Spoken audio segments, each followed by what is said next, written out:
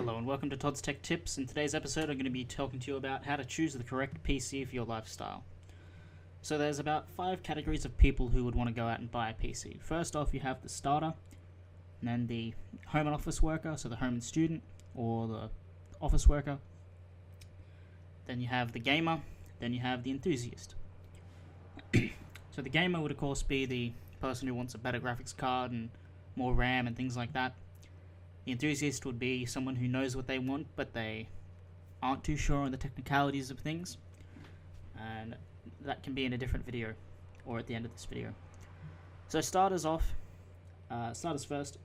The starter, you're going to want to be looking at a price range of about $300 to $500, mainly on a computer that has a Intel Core i3 processor, around 4 gigs of RAM, no more than 4 gigs of RAM, 320 gig to 500 gig hard drive, Windows 8 or Windows 7 Home Premium, if that's still around at this video, a laptop at about 11 inches or 14 inches, usually around 15 inches. You find Asus laptops to be around $300 to $400.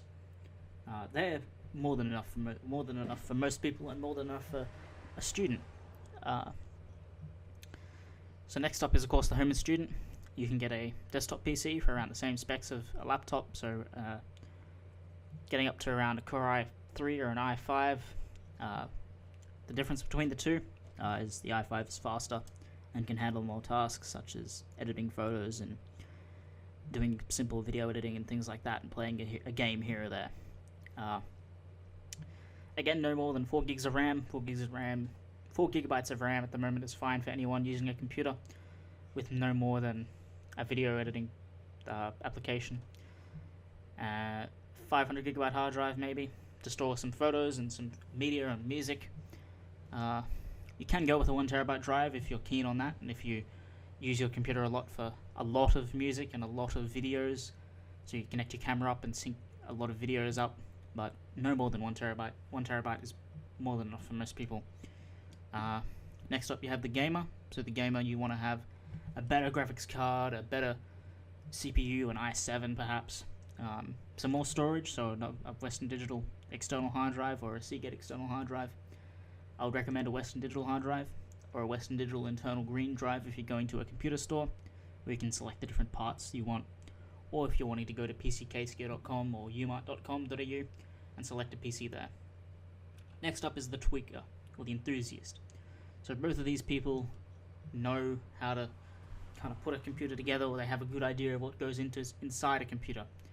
And for them, you're going to be wanting to get a better graphics card, maybe an SSD, chuck an SSD in there, get a Western Digital 2 terabyte, 3 terabyte drive, a couple of them, better heatsink perhaps if you're going to do a lot of video editing and gaming. I would recommend a Corsair H80 or H100 if you're planning on overclocking. A few extra fans to go on the back of the exhaust and things like that. Maybe dual screens for that good graphics card in there. Maybe a mechanical keyboard. Razer offers a good mechanical keyboard. SteelSeries is another great company. Good headset. Logitech G930, you can't go wrong with that. Or a Razer Tiamat. Surround sound speakers. Good mouse pad, you know the drill. And for that, I would be looking at around $2,300 to $3,000, $1,700 maybe. That's basically it, really. Again, if you're an enthusiast, you know what you're doing. Get the socket of the CPU. At the moment, it's around 1155 or 2011.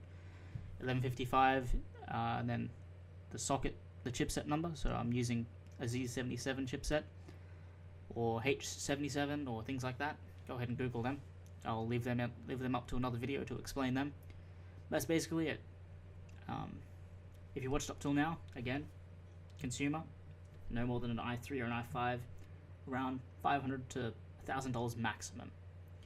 With these new computers though, they're getting touchscreens, I would bump the price up to around $1,300, purely because those new screens do cost a lot, and we'll see the increase in price with the release of Windows 8. And more manufacturers getting on board and including touchscreens in their computers. Windows 8 brings a whole new world of computing to the table, so you're going to see a lot more touchscreen computers and touchscreen hybrids that can turn into a laptop from a tablet, or a laptop to a tablet, sort of things like that. And of course, this buyer's guide will change over the years. So I'm choosing this buyer's guide as around a December 2012 edition. And in January, of course, it'll change again with more release of products at CES. So if you enjoyed this video, please give me a thumbs up and share around this video. Please don't forget to subscribe and check out www.toddstechtips.com for more information about computers, and stay tuned for more videos from Todd's Tech Tips for more unboxings, reviews, and other computer videos.